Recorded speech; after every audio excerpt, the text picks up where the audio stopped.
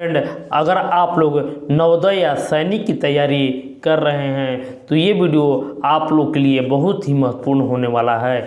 ये वीडियो से आप लोग को टॉप 40 क्वेश्चन दिया जा रहा है जो लाइट या प्रकाश से संबंधित है। तो इस वीडियो से आप लोग को 2 या 3 नंबर आप लोग का फिक्स है। तो इस वीडियो को आप लोग पूरा ज़रूर देखिएगा। चलिए शुरू करते हैं हम अपना वीडियो। तो देखिए, पहला क्वेश्चन आप लोग के बीच है कि निम्नलिखित में से पारदर्शी माध्यम नहीं है। कौन जो है वो पारदर्शी माध्यम नहीं है? जल, प्लास्टिक, मिट्टी या कांच।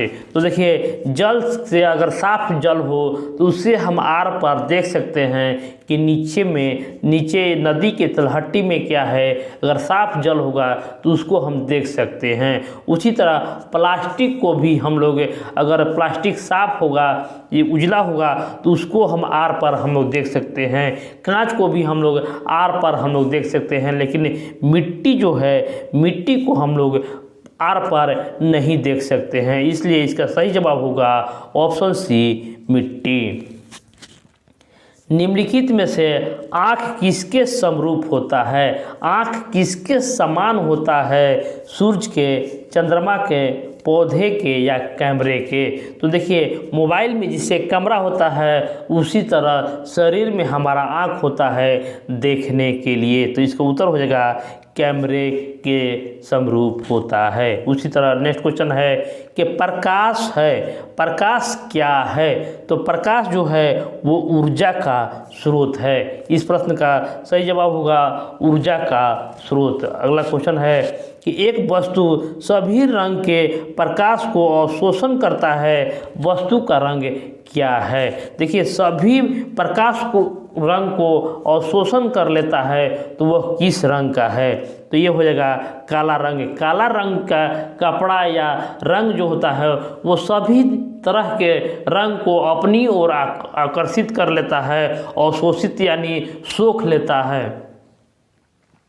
बारिश के बाद आसमान में इंद्रधनुष दिखाई देने का कारण क्या है? बारिश के बाद आसमान में इंद्रधनुष दिखाई देने का कारण क्या होता है? तो देखिए, बारिश के बाद जो आसमान में प्रकाश का फैलाव होता है तो उसका प्रकीर्णन फैलाव के कारण ही इंद्रधनुष दिखाई देता है। तो प्रकाश का फैलाव को ही प्रकीर्णन कहा जाता है। इसका उत्तर होगा ऑप्शन सी, प्रकाश का प्रकीर्णन। बहुत छोटी वस्तुओं को देखने के लिए प्रयुक्त उपकरण क्या है? सूक्ष्मदर्शी, दूरदर्शी, पेरिस्कोप या इनमें से कोई नहीं? तो देखिए, सबसे छोटी वस्तु को देखने के लिए सूक्ष्मदर्शी का प्रयोग किया जाता है, क्योंकि दूरदर्शी से दूर के वस्तु और पेरिस्कोप से हम सैटेलाइट के वस्तु को हम लोग देखते हैं। इसलिए सबसे छोटी वस्तु जो को देखने के लिए सूक्ष्मदर्शी का प्रयोग करते हैं। नेक्स्ट प्रश्न है कि जल से भरा बाल्टी में पड़ा सिक्का उठा हुआ प्रतीत होता है, क्यों? देखिए, उठा हुआ प्रतीत होता है क्यों? ऑप्शन है आप लोग के बीच कि प्रकाश का परिवर्तन, प्रकाश का अपवर्तन, प्रकाश का प्रकीर्णन या इनमें से कोई नहीं। तो इसका जो सही जवाब होगा, देखिए, उठा हुआ प्रतीत होता है तो ये भी क्वेश्चन आता है कि जब बाल्टी में कील उठा हुआ क्यों प्रतीत होता है या सुई उठा हुआ क्यों प्रतीत होता है, ये भी सवाल आता है। तो जहाँ भी उठा हुआ प्रतीत होता है तो उठा हुआ का अपवर्तन, प्रकाश का अपवर्तन के कारण जो सिक्का है उठा हुआ प्रतीत होता है। तो जहाँ उठा हुआ तो अपवर्तन, बस आप लोग को याद रखना है कि उठा हुआ अपवर्तन सही जवाब होगा। अगला प्रश्न है कि सबसे कम विचलन प्रदर्शित करने वाला रंग कौन है? सबसे कम विचलन प्रदर्शित करने वाला रंग कौन है? तो जो सबसे कम विचलन होता है वो लाल रंग का होता है। लाल रंग का सबसे विचलन कम होता है। सूत्र ही है बैजनियाह पिनाला। जो वर्ण क्रम का सूत्र है बैजनियाह पिनाला। तो देखिए, लास्ट में ला आता है, इसीलिए विचलन कम होता है। इसलिए रेलवे लाइन में के ट्रैक पर जो सिग्नल में उपयोग होता है लाल रंग का प्रयोग होता है, क्योंकि वह दूर दूर तक हमें दिखाई देता है। विचलन कम होने के ही कारण वो दूर दूर तक दिखाई देता है। अगला प्रश्न है एक बिंदु पर मिलने वाली किरण कहलाती है। एक बिंदु पर मिलने वाला किरण क्या कहलाती है? तो देखिए, जहाँ बिंदु मिलेगी वो अभिसारी कहलाएगी। अभिसारी इस प्रश्न का सही जवाब होगा। किसी एक बिंदु से निर्गत होने वाली किरण कहलाती है। देखिए, बिंदु जो आई अभिसारी कहलाई, लेकिन बिंदु से जाएगी उसको अपसारी कहा जाता है। निम्नलिखित में से अपसारी लेंस कहलाता है। अपसारी लेंस कौन कहलाता है? अपसारी मीन्स होता है जाना, अभिसारी माने होता है आना। तो अपसारी जो लेंस होता है वो अवतल लेंस को कहा जाता है। समतल लेंस की फोकस दूरी क्या होता है? बहुत छोटी, बहुत बड़ी, नहीं होती है या अनंत? तो देखिए, समतल लेंस की फोकस दूरी जो होता है वो अनंत होता है। अनंत इस प्रश्न का सही जवाब होगा। कांच का अपवर्तनांक होता है। कांच का अपवर्तनांक क्या होता है? तो देखिए, कांच का अपवर्तनांक 1.5 होता है। जब प्रकाश वायु से जल में प्रवेश करता है जब प्रकाश वायु से जल में प्रवेश करता है तो अभिलंब की ओर झुक जाता है। अभिलंब की ओर झुक जाता है। और अपवर्तनांक का स्नेल का सूत्र होता है। अपवर्तनांक का स्नेल का सूत्र होता है म्यू बराबर sin I बटा sin R। स्नेल का सूत्र कहा जाता है।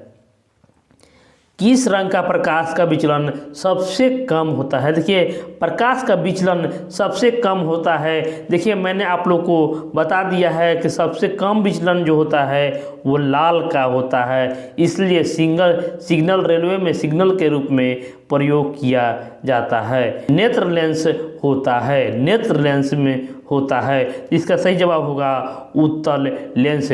नेत्र का जो लेंस होता है वो उत्तल लेंस के भांति कार्य करता है। इनमें से इंद्रधनुष का रंग कौन नहीं है? इंद्रधनुष का रंग कौन नहीं है? देखिए, बैगनी, आसमानी नीला, पीला और काला। तो इंद्रधनुष में काला रंग नहीं होता है। नेत्र के किस भाग पर प्रतिबिंब बनता है? नेत्र के किस भाग पर प्रतिबिंब बनता है? अंधबिंदु, रेटिना, कॉर्निया और प्यूपिल। तो रेटिना पर नेत्र के प्रतिबिंब बनता है। अधिकतम अपवर्तनांक वाला रंग कौन सा है? अधिकतम अपवर्तनांक कौन होता है? तो देखिए, अधिकतम जो होता है वो अपवर्तनांक बैगनी रंग का होता है। बैगनी रंग का अपवर्तनांक सबसे अधिक होता है।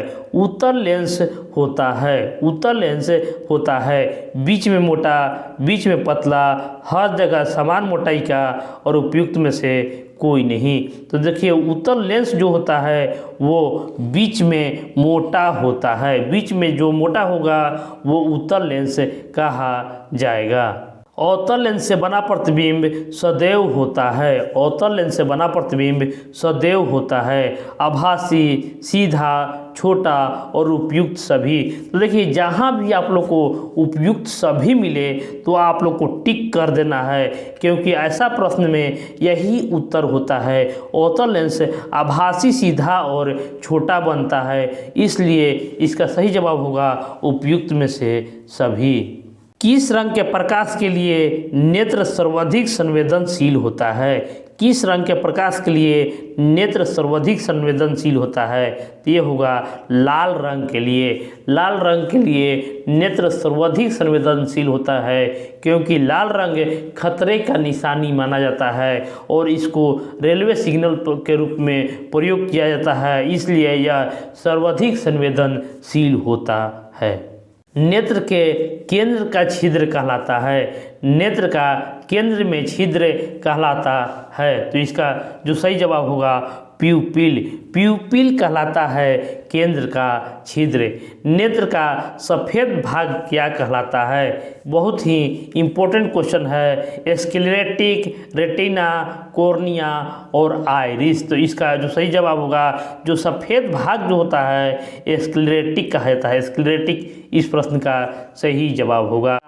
असंवेदनशील बिंदु कहलाता है। असंवेदनशील बिंदु क्या कहलाता है? ये सभी प्रश्न आप लोग के लिए इम्पोर्टेंट है। ये हो जाएगा अंध बिंदु। अंध बिंदु कहलाता है। और रेटिना पर कोई प्रतिबिंब कितने समय तक ठहरता है? इम्पोर्टेंट क्वेश्चन है कि रेटिना पर कोई प्रतिबिंब कितने समय तक ठहरता है? तो ये हो जाएगा 1/16 सेकंड। 1/16 सेकंड रेटिना पर प्रतिबिंब ठहरता है। और प्यूपिल का आकार नियंत्रित किया जाता है। प्यूपिल का आकार नियंत्रित किससे किया जाता है? रेटिना के द्वारा, आइरिस के द्वारा, कॉर्निया के द्वारा या एक्स ह्यूमर के द्वारा? इसका उत्तर होगा, देखिए, आइरिस के द्वारा प्यूपिल का आकार नियंत्रित किया जाता है।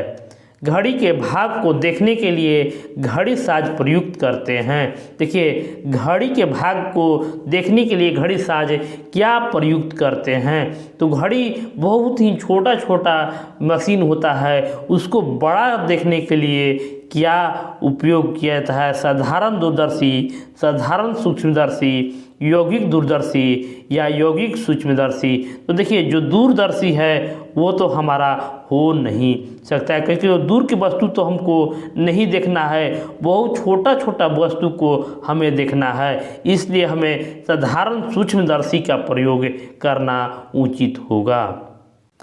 परावर्तन कोण आपतन कोण के बराबर होता है। देखिए, ऑप्शन है सदैव, कभी कभी, कभी नहीं या विशेष परिस्थिति में। परावर्तन कोण आपतन कोण के बराबर होता है। तो देखिए, ये होगा सदैव, हमेशा बराबर होगा।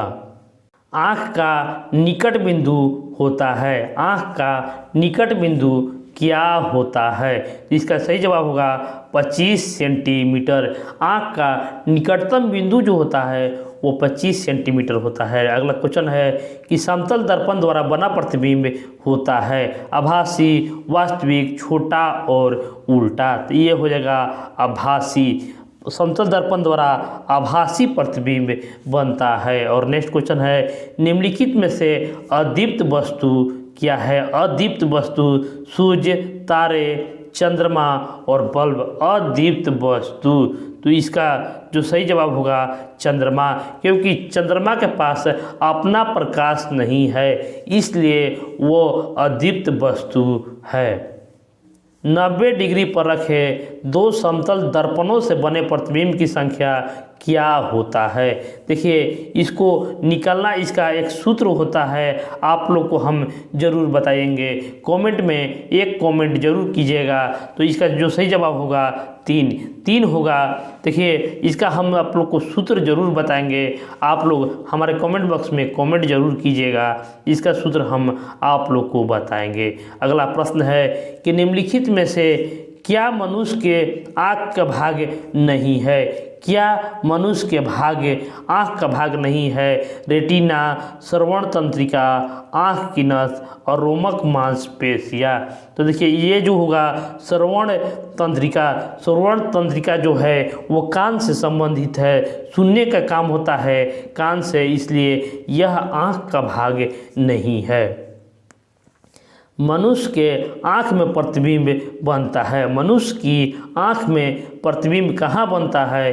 कॉर्निया पर, आइरिस पर, रेटिना पर या प्यूपिल पर? इसका जो सही जवाब होगा, आँख में प्रतिबिंब जो बनता है वो रेटिना पर बनता है। नेत्र लेंस की क्षमता इनके द्वारा प्रदर्शित होती है। आइरिस के द्वारा, रोमक मांसपेशियों द्वारा, आँख के नस द्वारा या कॉर्निया के द्वारा? तो इसका जो सही जवाब होगा रोमक मांसपेशिया के द्वारा। आइरिस के आकार किसके द्वारा नियंत्रित होता है? आइरिस का आकार किसके द्वारा नियंत्रित होता है? इसका जो सही जवाब होगा आइरिस के द्वारा। आइरिस के आकार आइरिस के ही द्वारा नियंत्रित की जाती है। एक व्यक्ति दूर के वस्तुओं को साफ साफ नहीं देख सकता है, उसकी आँख में कौन सा दोष है, कौन सा दोष है। तो देखिए, दूर की वस्तु को नहीं देखेगा तो निकट दोष होगा, और नज़दीक वस्तु नहीं देखेगा तो दूर दृष्टि, यानी उल्टा हो जाता है। और इस वीडियो का लास्ट प्रश्न है कि मनुष्य के भोजन में अधिक समय तक निम्नलिखित में से कमी होने से रतौंधी होता है, यानी किस विटामिन की कमी से रतौंधी होता है। इसका सही जवाब होगा विटामिन ए की कमी से रतौंधी होता है। तो इस वीडियो को आप लोग ज़्यादा से ज़्यादा लोगों तक ज़रूर शेयर कर दीजिएगा, लाइक कर दीजिएगा और चैनल को सब्सक्राइब कर दीजिएगा, ताकि इसी तरह का मैं वीडियो और आप लोग के बीच ला सकूं। तो मिलते हैं अगले वीडियो में। नमस्कार, धन्यवाद।